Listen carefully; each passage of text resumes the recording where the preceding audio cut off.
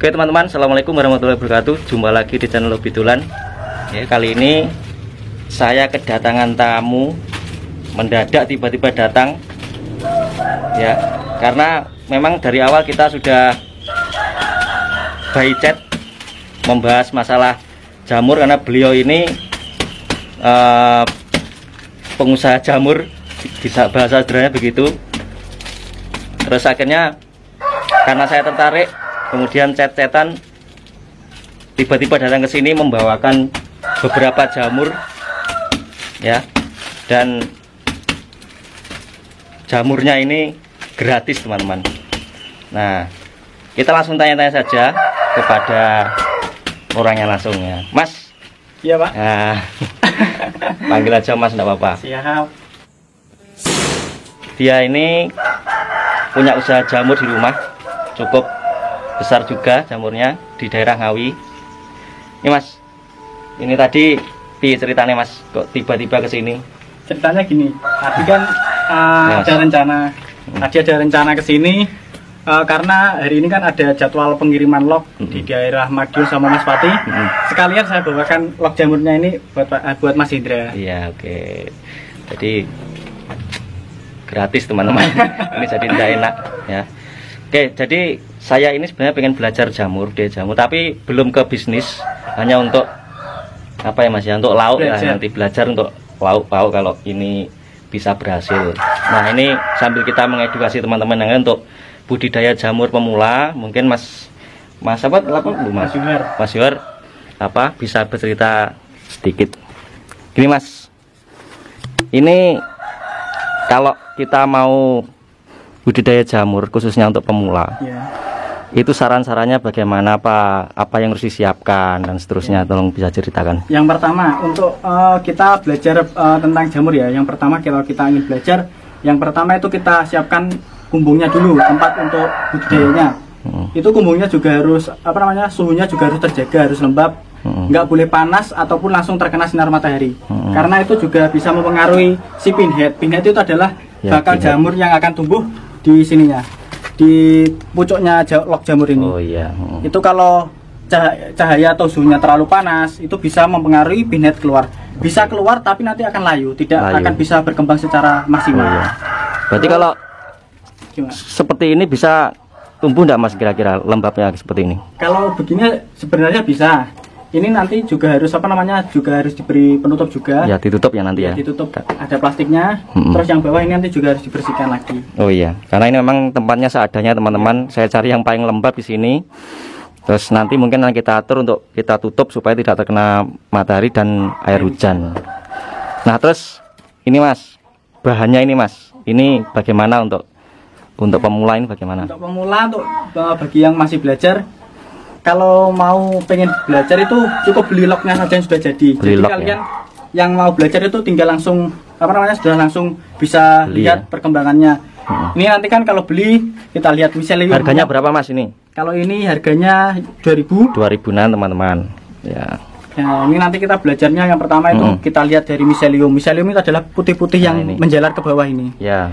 Nah, ini kan ada miselium sudah penuh, sudah sampai bawah. Dan yang ini ada yang juga masih belum lah. Ya. Kalau yang sudah ada miselium penuh ini, nanti kan ada penutupnya seperti koran ini. Nanti koran tutup ini kalau sudah penuh bisa dibuka seperti ini. Terus dibiarkan saja. Kalau yang belum, nunggu kita nunggu sampai miseliumnya penuh dulu, baru kita buka si penutup. Nunggunya berapa lama Mas? Menunggunya bisa sampai 20 sampai 40 hari. Ya, 1 bulan lah ya. 1 bulan nanti nunggu teman-teman, nunggu penuh dulu miseliumnya, kemudian baru dibuka ini cincinnya. Ini. Setelah itu kalau sudah mulai tumbuh jamurnya, nanti bisa kita semprot seminggu itu 2 kali dengan cara penyemprotan kabut. Itu bisa menggunakan spray buat semprotan burung, itu juga bisa. Iya. Disemprot-semprot kabut gitu ya Mas ya. Terus ini nanti kira-kira bisa panen berapa kali Mas kalau satu log seperti ini? Kira-kira? Kira-kira itu bisa panen sampai 5 sampai 6 kali ya. Ini tergantung dengan jenis medianya. Ada yang pakai serbuk kayu keras dan ada yang pakai kayu kayu sengon. Kalau sengon kan pelapukannya itu cepat, kalau kayu keras itu agak sulit. Itu nanti juga beda beda pertumbuhannya. bisa lebih cepat yang sengon. Soalnya kan sengon kan pengomposannya juga cepat. Kalau yang kayu seperti kayu jati kan kayu keras itu agak sulit, tapi lebih lama bertahan seperti kayu jati. Oh iya, iya. Kalau misalnya ini ada yang mau Mas beli loknya, itu kesampean bisa apa enggak? Kalau untuk sekarang ini kita libur dulu karena libur dulu. Ada kondisinya ya. Ya, masih ada corona. Kita melihat kondisinya dulu. Iya, oke. Nanti teman-teman setelah coronanya berakhir, nanti bisa dicoba teman-teman ke Mas Johar. Ya. Nah, itu teman-teman disiapkan cukup itu teman-teman. Jadi tidak perlu modal banyak. Kita sudah bisa membudidaya jamurnya. Nah, kemudian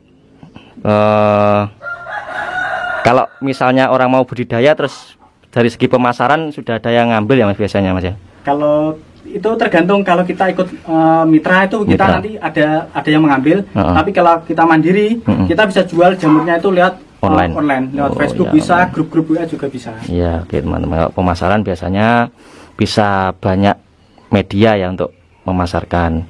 Tapi kalau seperti saya ini masih belajar, ini masih berapa 30-an log ini ya, pokoknya untuk belajaran saja lah. Nanti hasilnya kalau benar-benar bisa tumbuh ya untuk lauk pauk teman-teman, karena di rumah saya itu suka jamur semua.